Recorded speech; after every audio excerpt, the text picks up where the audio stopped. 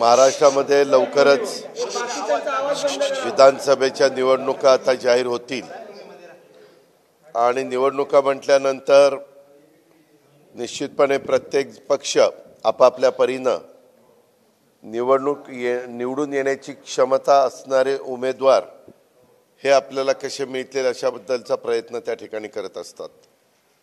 मागे आम्ही सगळ्यांनीच अनेक वर्ष सरकारच्या बाहेर काम केलं। 5 वर्षापूर्वी असंच निवडणुकीच्या काळामध्ये इगतपुरी मतदारसंघ हा आम्हाला काँग्रेसला द्यावा लागला आणि त्यावेळेस काँग्रेसकडे उमेदवार अनेक होते, परंतु त्याच्यातनं चर्चा झाली। काँग्रेसचेही कार्यकर्ते आम्हाला म्हणाले की हिरावण खोसकर हे जरी जिल्हा परिषदेचे सदस्य राष्ट्रवादी काँग्रेस पक्षाचे असले तरी देखील त्यांना तुम्ही आमच्या पक्षामध्ये त्या ठिकाणी द्या, आम्ही सगळे मिळून त्यांना निवडून आणू आणि ते त्या ठिकाणी निवडून आले। गेले 5 वर्ष काम करत असताना मी सगळ्यांनाच मदत करण्याचा प्रयत्न सातत्याने केला।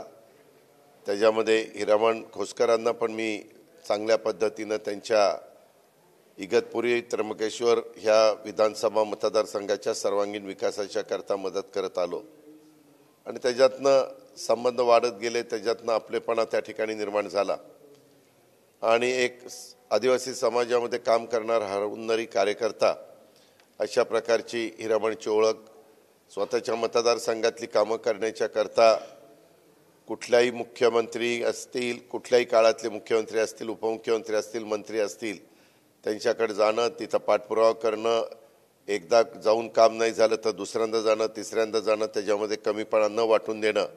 शेवटी आपण समाजाचं हित डोळ्यासमोर ठेवून काम करतो ही एक चांगल्या प्रकारची भावना सतत मनामध्ये ठेवून आणि मतदारसंघातल्या सर्वांनाच सातत्याने मान सन्मान त्यांना रिस्पेक्ट देऊन त्यांनी आजपर्यंत त्या ठिकाणी काम केलं।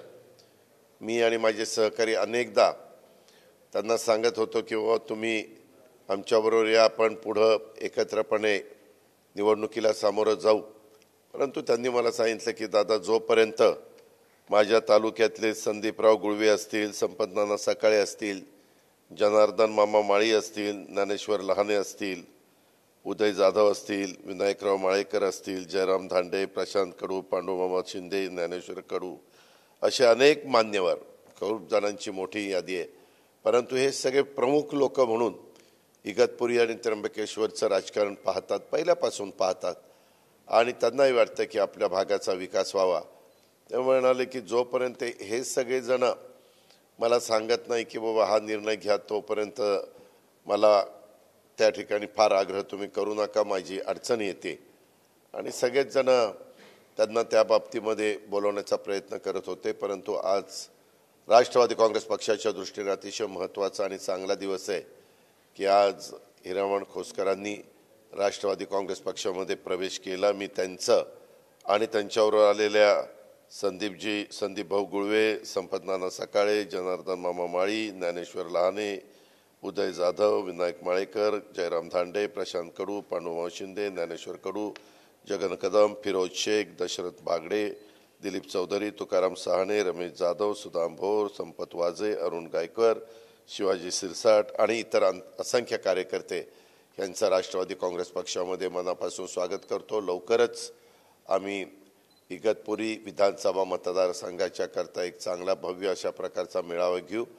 त्याच्यामध्ये पण तिथल्या जनतेला साधारण उद्याच्या पुढच्या 5 वर्षाच्या काळामध्ये आम्ही सगळेजण मिळून त्या भागातले अजून काही प्रश्न जे राहिलेले आहेत, जे आत्ताच चर्चा करत असताना समोर आले, त्याही प्रश्न सोडवण्याच्या करता आणि हा सगळे मान्यवर राष्ट्रवादीमध्ये आलेत, त्याच्यामध्ये जुना नवा वाद न घालता आम्ही सगळ्यांनाच त्यांचा मान सन्मान ठेवण्याचा प्रयत्न मी, माझा पक्ष आणि माझे सगळे प्रांताध्यक्ष सुनील तटकरे आणि इतर सर्वच मान्यवर त्या ठिकाणी करतील, याबद्दल तीळमात्र शंका कोणी मनामध्ये बाळगण्याचं कारण नाही, अशा प्रकारची विनंती मी सर्वांना ह्या निमित्तानं करतो।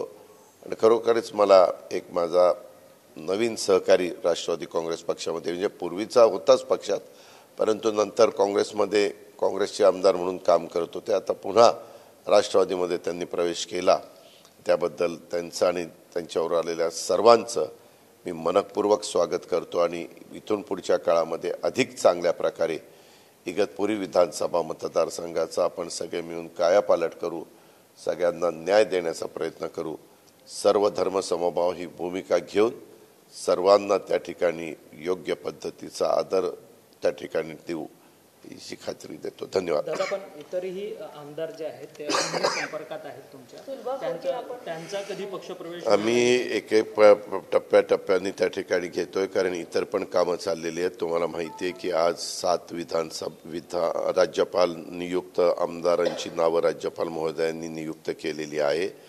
त्याच्यामध्ये ते बरेच दिवस पेंडिंगला काम पडलेलं होतं, परंतु ह्या राज्यपालांनी ते मनावर घेतलं. तो त्यांचा अधिकार असतो, त्या अधिकाराचा वापर त्यांनी त्या ठिकाणी केला. परंतु 12 न घेता 7 का घेतले काही कळायला मार्ग नाही. राहिलेले पण 5 आम्ही राज्यपाल महोदयांना भेटल्यावर विनंती करू की राहिलेले पण घ्या.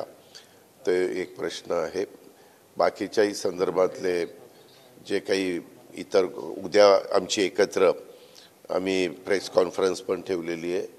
एकनाथराव शिंदे, मी आणि देवेंद्रजींचं माझं बोलणं झालं. एकनाथरावांनी सकाळी तारीख दिली. उद्या मला वाटतं 2:30 वाजता ती प्रेस कॉन्फरन्स आहे. आणि प्रत्येक आता तुम्हालाही पत्रकार मित्रांना आमच्याकडनं पण बोलावणं येईल. असं काही मीडिया म्हणजे काही प्रवेशाचं असेल तर, समोरच्यांचं प्रवेशाचं असेल तर तेही त्यांच्या पद्धतीने बोलतील. प्रत्येकजण आपलं संघटना वाढवण्याचा प्रयत्न करतील, तो त्यांचा प्रत्येकाचा अधिकार आहे. पण शेवटी जनता जनार्दन हे प्रमुख आहेत. त्यांना जे योग्य वाटतं ते जनता जनार्दन करत असते.